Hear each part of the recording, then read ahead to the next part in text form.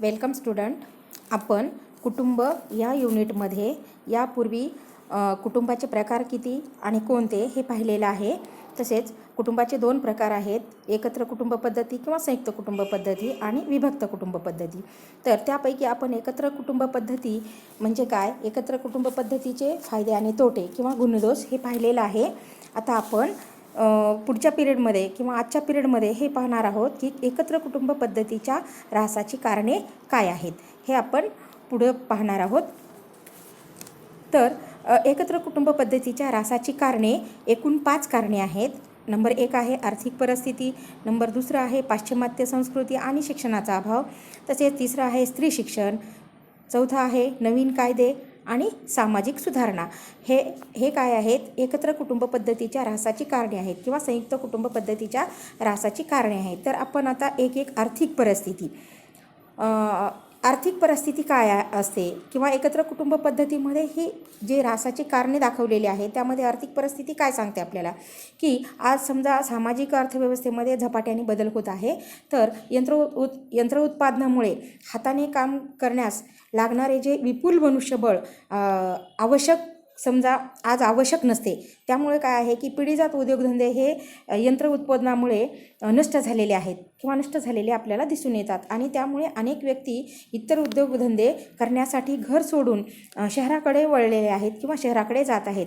आता शेतीपेक्षा कारखान्यातून अधिक आणि निश्चित मजुरी मिळू लागल्यामुळे बरीचशी कुटुंबे शहराकडे गेलेली आपल्याला दिसून येतात आणि शहरामध्ये जागेची अडचण पण जास्त वाढत आहे किंवा वाढता खर्च आहे आणि व्यक्ती स्वातंत्र्याच्या कल्पना या सर्व कारणामुळे काय होऊ लागलेले आहेत की कुटुंबातील सर्व माणसे हे एकत्र राहणे अशक्य झाले आहे.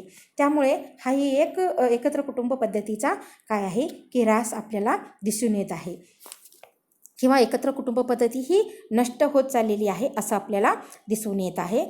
नंतर दुसरं जो आहे की पाश्चिमात्य संस्कृती आणि शिक्षणाचा जो प्रभाव आहे किंवा शिक्षणाचा जो अभाव आहे, त्यामध्ये पाश्चिमात्य संस्कृती ही भौतिक वादावर आधारलेली असून पूर्वजन्मावर त्याचा विश्वास नाही. त्यामुळे काय आहे की त्यांच्या जीवनात आध्यात्मिक मूल्यांची बैठक नाही आणि व्यक्ती स्वातंत्र्याच्या अमर्याद कल्पनेमुळे काय आहे की व्यक्तीची वृत्ती ही संकुचित बनत चाललेली आहे किंवा बनलेली आहे असे आपल्याला दिसून येते आणि माझी बायको आणि माझी मुले एवढ्यापुरतेच पाहण्याची वृत्ती पाश्चात्य समाजात आढळते. आता भौतिक सुखाला जास्त महत्त्व आल्याने पैशाच्या स्वरूपात सर्व गोष्टी म्हणजे तोडल्या जातात किंवा पाहिल्या जातात.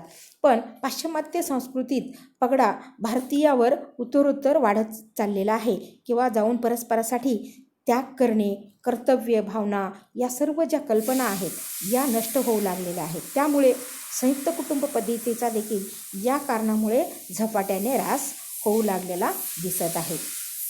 अशा प्रकारे हे पाश्चिमात्य संस्कृती आणि शिक्षणाचा प्रभाव जे आहे ते त्यामुळे आपल्याला ही ऱ्हासाची कारण यामध्ये दिसून येत आहे. तिसरं जे आहे ते स्त्री शिक्षण. आता स्त्री शिक्षण म्हणजे काय, तर संयुक्त कुटुंब पद्धतीमध्ये स्त्रीला वेगळे स्थान नव्हते. तिच्या समजा व्यक्तिमत्वाचा जो प्रश्न आहे तो कधीच निर्माण झाला नाही, म्हणजे तिला वैयक्तिक स्वातंत्र्य हे दिलं जात नसायचं. परंतु स्त्री शिक्षणाने स्त्रियांबद्दलचे जे काय आहेत किंवा स्त्रियाबद्दलचे जे विचार आहेत आणि भावना आहेत, कल्पना आहेत त्या बदललेल्या आहेत किंवा आपल्याला आता सध्या बदललेल्या थोड्याफार प्रमाणामध्ये दिसून येतात. स्त्रीला समजा मतदानासारखा महत्त्वाचा अधिकार मिळाल्याने काय आहे की स्त्री ही एका कळसूत्री बाहुलीचे जीवन न जगता विचार करू शकणारी आणि पुरुषाप्रमाणे प्रत्येक क्षेत्रात कार्य करणारी व्यक्ती जाणवू लागली आहे. कारण तिला मतदानाचा अधिकार मिळालेला आहे आणि तिला व्यक्ती स्वातंत्र्य देखील नसल्यामुळे पूर्वी नव्हतं आणि आता व्यक्ती स्वातंत्र्य आहे. त्यामुळे ती संयुक्त कुटुंब पद्धतीमध्ये होणारी जी कुचंबना आहे ती स्त्री आज मुकाट्याने सहन करीत नाही. कारण का, पूर्वी ही एकत्र कुटुंब पद्धतीमध्ये तिला ज्या कुचंबना विटंबना तिच्याबद्दलचे जे विटंबना होत असायच्या त्या ती मुकाट्याने सहन करत असे. परंतु आजच्या मतीला ती पूर्ण म्हणजे सहन करू शकत नाही. ती स्वतःच्या पायावर उभी राहून स्वतंत्र जीवन जगू शकते. या सर्वांचा परिणाम संयुक्त कुटुंब पद्धतीचे लादलेले जे परंपरागत म्हणजे झुगारून देण्यात आलेले आहे. आता म्हणजे काय, की आपण असं समजा पूर्वी शेतकरी ज्यावेळेस बैलांचा वापर करत असत शेतामध्ये, त्या शेतामध्ये ज्यावेळेस पेरणी पाळी करायची त्यावेळेस त्यांच्या लाकूड जे खांद्यावर असायचं त्याला म्हणायचं. तसंच ते जे आहे की ओझं हे स्त्रियांच्या खांद्यावर असायचं. ते जे घराचं ओझं किंवा घर कुटुंबाचं जे ओझं आहे तर त्या काय करू लागलेली आहे, ती झुगारून स्वतः पायावर उभं राहत आहे आणि ती तिचे कुटुंब पद्धती बदलत आहे. त्यामुळे तिला जे आहे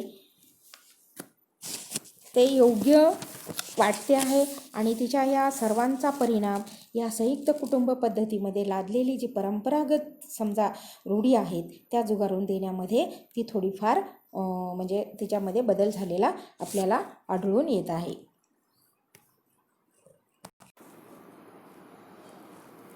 तर पुढचं जो आहे नवीन कायदे. आता नवीन कायद्यामध्ये इंग्रजांच्या राज्यामध्ये आणि नंतर अनेक नवीन कायदे झाले. संयुक्त कुटुंबातील मालकी हिस्सा कायद्याने व्यक्तीला मिळू लागला आणि बालविवाह विधवा विवाह या बाबतीतही कायदे झाले. विधवेला कायद्याने पतीच्या इस्टेटीचा वाटा मिळू लागला. तसेच कायद्याने काय होतं की दत्तक घेण्याची सोयसुद्धा झाल्यामुळे पिढीजात रूढींना धरून एकत्र राहण्याची गरज राहिली नाही. त्यामुळे देखील नवीन कायदे होत गेले. त्यामुळे सुद्धा एकत्र कुटुंब पद्धतीचा एक आपल्याला ऱ्हास आढळून येत आहे किंवा दिसून येत आहे. तर अशा पद्धतीने जे हे आहे की नवीन कायदे झालेले आहेत किंवा स्त्री शिक्षणाचा समजा स्त्री शिक्षण होत असल्यामुळे किंवा घेत असल्यामुळे स्त्रियांमध्ये सुद्धा वेगवेगळे विचार निर्माण होत आहेत, निर्णय क्षमता निर्माण होत आहे. पुढचा जो पॉईंट आहे किंवा पुढचे जे एक ऱ्हासाचं कारण आहे 5व्या नंबरचं तो आहे सामाजिक सुधारणा. आता सामाजिक सुधारणा म्हणजेच काय तर संयुक्त कुटुंब पद्धतीमध्ये ज्यावर कुटुंबावर असलेल्या अनेक जबाबदाऱ्या म्हणजे विविध सामाजिक सुधारणामुळे कमी झाल्या आणि शिक्षण म्हणजे बाहेर मिळू लागले किंवा दवाखाने आहेत, सुतिकागृह आहेत इत्यादीमुळे घराच्या जबाबदाऱ्या ज्या आहेत त्या कमी झाल्या आणि शिशुसंगोपनगृहे, वृद्धाश्रम यासारख्या संस्था निघाल्यामुळे एकत्र कुटुंबाचे जे विघटन झाले त्यामुळे सामाजिक सुरक्षा जी आहे ही कायद्याअंतर्गत आयुर्विमा आणि पेन्शन भरपाई देणे इत्यादी जबाबदाऱ्या ज्या आहेत त्या राज्यांनी घेतल्यामुळे कुटुंबातील व्यक्तीची जी जबाबदारी आहे ती कमी झालेली आपल्याला आढळून येत आहे. त्यामुळे हाही एक ऱ्हासाचं कारण होऊ शकतो. समाजामध्ये ह्या अनेक प्रकारच्या सुधारणा झाल्यामुळे संयुक्त कुटुंब पद्धतीचं हे पण देखील एक ऱ्हासाचं कारण आपल्याला दिसून येत आहे. आता जो पुढचा पॉईंट आहे ते आहे आपल्याला पाहायचा आहे तो आहे विभक्त कुटुंब पद्धती. आता विभक्त कुटुंब पद्धती आपल्याला अर्थातच समजून आलेलं असेल की संयुक्त कुटुंब पद्धतीमध्ये काय गुणदोष आहेत किंवा संयुक्त कुटुंब पद्धतीमध्ये काय म्हणजे कोणता ऱ्हास होत चाललेला आहे. तर तेच आहे की विभक्त कुटुंब पद्धती ही ह्या ऱ्हासाची कारणे ह्या विभक्त कुटुंब होण्यामध्ये अंतर्भूत झालेले दिसून येतात असं आपल्याला एक दिसतं आहे. आता विभक्त कुटुंब पद्धती नंबर 2चा जो प्रकार आहे कुटुंबाचा तो विभक्त कुटुंब पद्धतीचा आहे आणि या कुटुंब पद्धतीत पती आणि पत्नी आणि त्यांची मुले जे आहेत यांचा समावेश होत असतो. पती पत्नी आणि त्यांची मुले या दोघांचा समावेश होत असतो. जबाबदारी दोघे मिळून सांभाळतात. कुटुंबात मुलांना वैचारिक स्वातंत्र्य असते आणि व्यक्ती विकासासाठी सर्व बाजूंनी काय होत असते की संधी त्यांना उपलब्ध होऊ शकते किंवा उपलब्ध करून दिली जाते. आता कुटुंब म्हणजे विभक्त कुटुंब पद्धतीचे समजा ज्यावेळेस आपल्याला गुण विशेष पाहिजे आहेत किंवा त्याचे फायदे पाहिजे आहेत तर त्याच्यामध्ये जे आहे की विभक्त कुटुंब पद्धतीमध्ये फायदे काय आहेत किंवा गुण कोणते आहेत तर 1 नंबरचा गुण आहे उत्तम कौटुंबिक संबंध.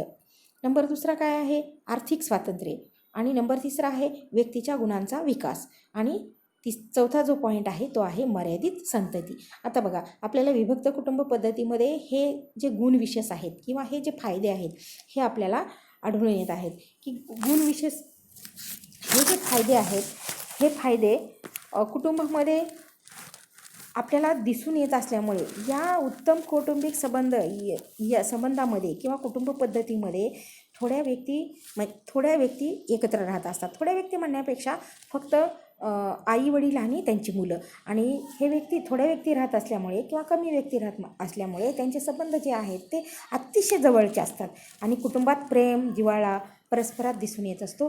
तसेच पूर्ण कुटुंबामध्ये आत्मीयता दिसून येते आणि उत्तम कौटुंबिक संबंध देखील व्यक्तिविकासासाठी पोषक ठरत असतात. म्हणून पती पत्नी व मुले एवढाच परिवार असल्यामुळे परस्पर जे द्वेष आणि भांडणे दिसत असतात ते दिसत नाहीत. या कुटुंबामध्ये, विभक्त कुटुंबामध्ये आपल्याला दिसून येत नाहीत आणि कौटुंबिक स्वास्थ्य हे वैयक्तिक स्वास्थ्याला कारणीभूत होत असते. त्यामुळे हे म्हणजे उत्तम कौटुंबिक संबंध असल्यामुळे हे त्यांचे स्वास्थ्यसुद्धा चांगले राहण्यास कारणीभूत ठरू शकते. पुढचा जो पॉईंट आहे ते आहे आर्थिक स्वातंत्र्य. आता आर्थिक स्वातंत्र्य म्हणजे कमावणाऱ्या ज्या व्यक्तींची समजा कमाई असते त्यांच्याच मुलाकरिता ती खर्च होत असते आणि त्यामुळे काय आहे की पती आणि पत्नी हे दोघेही समाधानी असतात.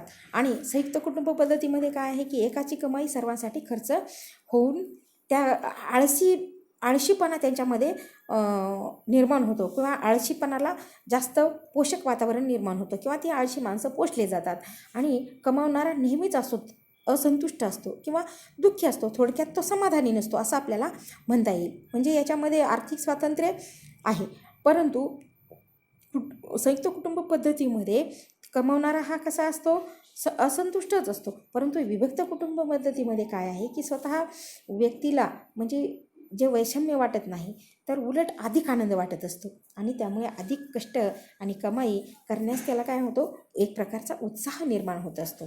त्यामुळे आर्थिक स्वातंत्र्य असल्यामुळं तो उत्साही आणि आनंदी एक प्रकारचा आपल्याला दिसून येतो.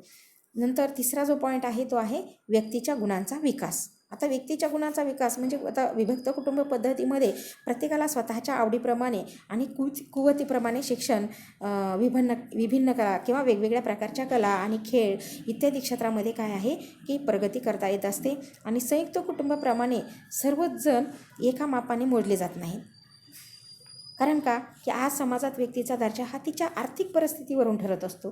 त्यामुळे स्वतःच्या कुटुंबाचे जे स्थान आहे ते समाजाच्या वरच्या वर्गात टिकवण्याच्या दृष्टीने प्रत्येक व्यक्ती काय करत असते, प्रयत्न करत असते आणि तिच्या कष्टाचे फळ जे आहे ते तिलाच मिळत असते. त्यामुळे की प्रयत्न करण्यासाठी अधिक प्रेरणा मिळते आणि सामाजिक प्रगतीसाठी जी आहे ही गोष्ट फार आवश्यक ठरत असते. त्यामुळे संयुक्त कुटुंब पद्धतीमध्ये जे कष्ट करणाऱ्या व्यक्ती आहेत किंवा व्यक्तीच्या प्रयत्नामुळे काय होते की जे फळ मिळत असते ते इतर व्यक्तींना मिळत असल्यामुळे मीच कशाला जास्त कष्ट करू अशी भावना निर्माण होत असते आणि व्यक्तीमध्ये एक प्रकारची निष्क्रियता येते. अशा प्रकारे ह्या व्यक्तीच्या गुणांचा विकास होण्यास म्हणजे विभक्त कुटुंब पद्धती ही फायदेशीर ठरते असं म्हणणे योग्य आहे. नंतर पुढचा जो आहे तो चौथा पॉईंट जो आहे तो आहे मर्यादित संपत्ती. आता मर्यादित संपत्ती म्हणजेच काय आहे की वैयक्तिक कुटुंबामध्ये साधारणपणे किंवा विभक्त कुटुंबामध्ये साधारणपणे प्रौढ विवाह आढळतो. त्यामुळे काय आहे की प्रौढोत्पादन देखील उशिरा सुरू होते. आता प्रौढ विवाह आढळतो म्हणजे काय की जास्त वय झाल्यानंतर विवाह केले जातात. प्रौढ म्हणजे जास्त वय झाल्यानंतर आणि प्रौढोत्पादन किंवा मुलं जन्माला घालणेसुद्धा उशिरा सुरू होते. त्यामुळे एवढेच नाही तर काय होते की घरातील पैशाची आवक बघून कुटुंबाचा आकार ठरविला जातो आणि पर्यायाने काय होतं की वैयक्तिक कुटुंबात संततीचे प्रमाण मर्यादित आढळते. मुले थोडी असल्यामुळे त्यांचे पालनपोषण उत्तम होते. कुटुंबात सर्व सुखसोयी उपलब्ध करून देण्याच्या दृष्टीने प्रत्येक व्यक्ती परस्परावर सहकार्य करत असतात किंवा देत असतात आणि परस्परासाठी देखील झटत असतात. अशा प्रकारे जी हे आहे ती मर्यादित संतती आणि मर्यादित संततीमुळे म्हणजे साधारणपणे जास्तीत जास्त कुटुंबाकडे लक्षसुद्धा द्यायला म्हणजे लक्ष देता येते किंवा त्यांचा विकास चांगल्या प्रकारे करता येतो. त्यामुळे मर्यादित संतती ही देखील विभक्त कुटुंबाची एक प्रकारचा फायदा आहे किंवा गुणविशेष आहे असं आपल्याला म्हणता येईल. आता पुढचा आहे दोष, विभक्त कुटुंब पद्धतीचे दोष. आता विभक्त कुटुंब पद्धतीचे दोष काय आहेत किंवा तोटे काय आहेत, तर विभक्त कुटुंब पद्धतीमध्ये थोड्याफार प्रमाणात काही दोषही आढळून येतात किंवा तोटे आढळून येतात. तर काय आहे की विषय उपभोगातील असमाधान. दुसरा आहे कौटुंबिक सदस्यामधील स्वार्थ भावना. आणि सामाजिक रचनेतील बदल. तसंच पुढचा जो पॉईंट आहे तो आहे विवाहाच्या आधाराबाबत परिवर्तन. आता हे जे आहे की विवाहाच्या आधाराबाबत परिवर्तन, आता जे विभक्त कुटुंब पद्धतीमध्ये काही दोष आहेत ते समजा कशा प्रकारचे आहेत, तर समजा वैयक्तिक किंवा आपल्याला काय म्हणता येईल, विभक्त कुटुंब पद्धतीमध्ये मोजक्या व्यक्ती राहत असल्यामुळे संकुचितपणाची किंवा नाकर्तेपणाची भावना निर्माण होते आणि व्यक्ती स्वार्थी होतात, मुले एकलकोंडी होतात, दुसऱ्यांशी मिळून घेण्याची वृत्ती मुलांमध्ये निर्माण होत नाही. त्यामुळे आई वडील दोघेही नोकरी करीत असतात आणि अन्य कारणामुळे दिवसभर बाहेर राहत असल्यामुळे देखील मुलांच्या संगोपनाकडे काय होतं की त्यांचं विशेष लक्ष जात नाही. नोकर किंवा शेजारी पाजारचे जे लोक असतात किंवा मुले असतात ती दुर्गुणी झाली तर चटकन लक्षात येत नाही. आईवडिलांमुळे मुले काय होतात, आईवडिलांपासून मुले दूर राहतात आणि हे दूर राहत असल्यामुळे काय होतं की आईवडिलांबद्दल फारसं प्रेम त्यांच्यामध्ये निर्माण होत नाही किंवा आदर देखील व्यक्त होत असलेला आपल्याला दिसून येत नाही. शिवाय काय होतं की कुटुंब पद्धतीमध्ये म्हणजे विभक्त कुटुंब पद्धतीमध्ये जे आहे की पती किंवा पत्नी यापैकी कोणी आजारी पडलेले असेल तर नोकरी सुटली किंवा दोघांपैकी एकाचा मृत्यू झाला तर सर्व कुटुंबाची घडी विस्कळीत होत असते किंवा होते. मुलांना छत्र राहत नाही. अशा प्रकारच्या कुटुंब विघटनातून काय होते की व्यक्ती विघटन होण्याची देखील जास्त संभव असतो. व्यक्ती विघटन होण्याचा काय आहे, जास्त संभव असतो. आणि अशा प्रकारे हे विभक्त कुटुंबाच्या मुलांच्या शिक्षणावरचा जो खर्च होतो ते मुले मोठी झाली की नोकरी करू लागतात व त्या निमित्ताने काय की काही का होईना ती विभक्त झालेली दिसून येतात आणि यामुळे आईवडिलांना मुलाचे जे संगोपन करायचे असते किंवा जे संगोपन असते, शिक्षण आहे, या सर्वामुळे स्वतःच्या म्हातारपणासाठी जी शिल्लक राहत असते ती शिल्लक पण टाकता येत नाही आणि त्यातून कोणी पैसा वाचवू शकले तर उत्तरवयात प्रेम, मदत आणि आपुलकी याशिवाय जगणे कठीण होते. त्यामुळे वैयक्तिक कुटुंब पद्धतीमध्ये किंवा विभक्त कुटुंब पद्धतीमध्ये माणसाची एक समस्या निर्माण होते. तसेच पती पत्नी याशिवाय इतर कोणीही मदतीसाठी आणि मार्गदर्शनासाठी नसल्यामुळे असुरक्षिततेची देखील आपल्याला जाणीव क्षणाक्षणाला जाणवत असते आणि त्यामुळे वैयक्तिक किंवा विभक्त कुटुंब पद्धतीमध्ये सर्व संसार उभारण्याची जबाबदारी ही पती आणि पत्नीवर असते. त्यामुळे वेगळे राहत असल्यामुळे काय आहे की प्रत्येक कुटुंबाचा राहण्याचा खर्च वाढत असतो. संयुक्त कुटुंब पद्धतीमध्ये घरभाडे असेल, वीज असेल, किंवा सरपण असेल किंवा इंधन असेल, नोकर चाकर इत्यादी बाबतीत जे आहे ते म्हणजे वेगळं वीज आहे किंवा इंधन आहे, नोकर चाकर इत्यादी बाबतीत जे खर्च बराचसा कमी होत असतो. आणि अशा प्रकारे प्रत्येक नाण्याला काय आहे तर दोन बाजू असतात. त्यामुळे जरी समजा एखाद्या वेळेस आज विभक्त कुटुंब पद्धतीत म्हणजे विचार जरी असले तरी असा कल असलेला दिसून येत नाही किंवा दिसून येतो. म्हणजे ह्या ज्या सगळ्या गोष्टी आहेत या म्हणजे आपल्याला मिळू शकत नाहीत आणि पती पत्नीवर याचा काय होतो, भार पडला जातो आणि ते काय जे आहे ते हे वेगळेपणा दिसून येतो. मुलाच्या संगोपनाकडे दुर्लक्ष होऊ शकते. असं हे एकत्र कुटुंब पद्धतीमध्ये विभक्त कुटुंब पद्धतीमध्ये हे आपल्याला थोड्याफार प्रमाणात आढळून येतं. आता जर हे दोष पाहिजेत आपल्याला की विषय उपभोगातील असमाधान. आता सामाजिक म्हणजे असमाधान म्हणजे काय आहे की त्यांना सॅटिस्फाईड नसते, समाधान नाही. कारण का की सामाजिक मूल्याबाबत विभिन्नता किंवा वेगळेपणा पती पत्नीमध्ये आणि घरातील इतर नातेवाईक यांच्यामध्ये जेव्हा समजा विरोधी मते मूल्ये म्हणजे प्रस्थापित होत असतात तेव्हा कुटुंबातील सदस्यामध्ये काय आहे की संघर्ष निर्माण होतात. आणि काय होतं की समजा आपल्याला उदाहरणादाखल पाहायला गेलं तर मुलीने आंतरजातीय विवाह केला तर निर्णय घेतल्यावर तिची आई जी आहे ती कदाचित विवाहाला संमती देत नाही. पण वडील जेव्हा अशा विवाहाला मान्यता देत नाहीत तेव्हा देखील कुटुंबात काय होतं, वादळ निर्माण होत असतं.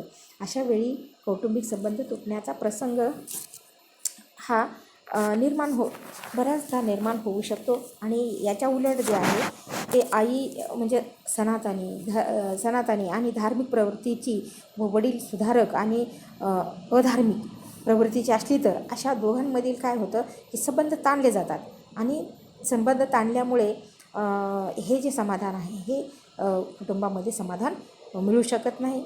कारण हे असंभव आहे असं आपल्याला म्हणता येईल. आता नंबर जो दुसरा आहे पॉईंट आहे ते आहे कौटुंबिक सदस्यातील स्वार्थ भावना. कौटुंबिक सदस्यातील काय आहे? स्वार्थ भावना, ज्यामुळे कुटुंबातील प्रत्येकजण समजा वैयक्तिक स्वार्थ साधण्याकडे असतो आणि किंवा त्याचा कल असतो. वैयक्तिक स्वार्थ साधण्याकडे कल असतो. कुटुंबाच्या समग्र हिताकडे दुर्लक्ष करतो. त्यावेळी एकत्र कुटुंबाचे जे तुकडे होण्यास सुरुवात होते. कारण एकत्र कुटुंबाचा पाया जो आहे तो परस्पर सहकार्य आणि त्याग, प्रेम हा असतो. याचा जेव्हा लोप होतो तेव्हा कुटुंबात अस्थिरता निर्माण होत असते.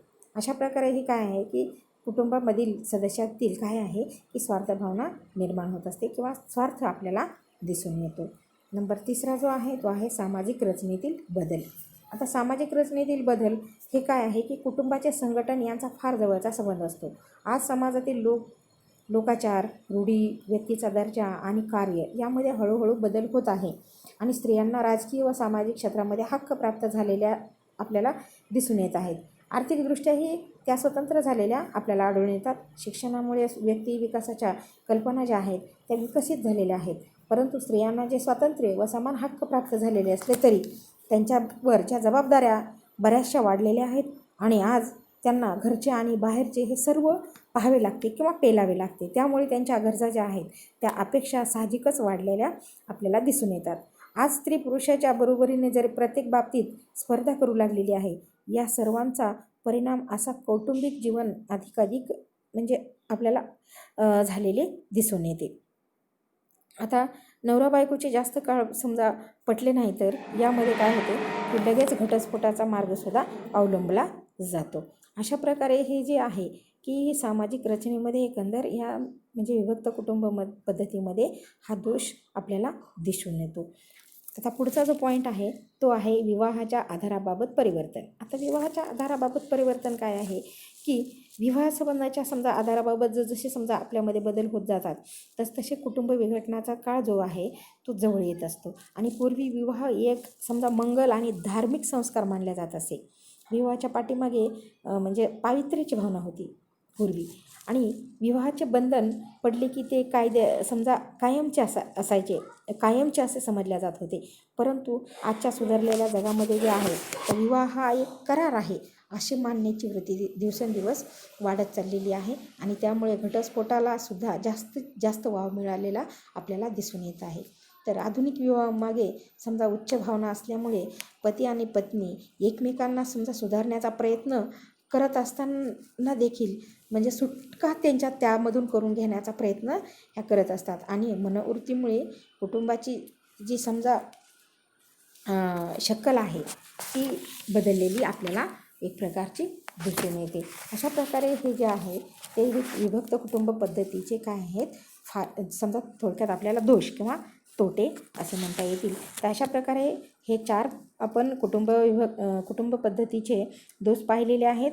विभक्त कुटुंब पद्धतीमध्ये अशा प्रकारचे आपल्याला तोटे देखील आढळून येत असल्यामुळे विभक्त कुटुंब पद्धतीमध्ये म्हणजे वेगवेगळे हे तोटे आपल्याला आढळूनच येतात. तरी देखील म्हणजे आपण म्हणजे कुटुंब त्याला सामोरे जात आहे आणि त्यांना त्याच्यामध्ये समाधान वाटत आहे.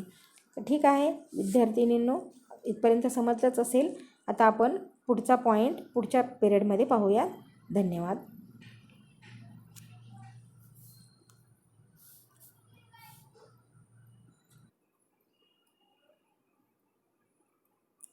Welcome student. आज आपण पाहणार आहोत एकत्र कुटुंब पद्धतीच्या ऱ्हासाची कारणे. यापूर्वी पाहिलेलं आहे आपल्याला एकत्र कुटुंब पद्धती म्हणजे काय आणि एकत्र कुटुंब पद्धतीचे फायदे आणि तोटे.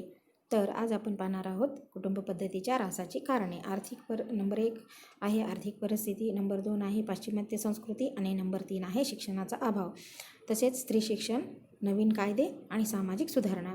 तसेच विभक्त कुटुंब पद्धतीमध्ये पाहणार आहोत या कुटुंबामध्ये जे गुणदोष आहेत ते आहेत उत्तम कौटुंबिक संबंध, आर्थिक स्वातंत्र्य, व्यक्तीच्या गुणांचा विकास आणि मर्यादित संतती. तसेच विभक्त कुटुंब पद्धतीचे दोष आहेत विषयोपभोगातील असमाधान आणि कौटुंबिक सदस्यांमधील स्वार्थ भावना, तसेच सामाजिक रचनेतील बदल, विवाहाच्या आधाराबाबत परिवर्तन. अशा प्रकारे हे आपल्याला कुटुंबाचे दोष दिसून येतात.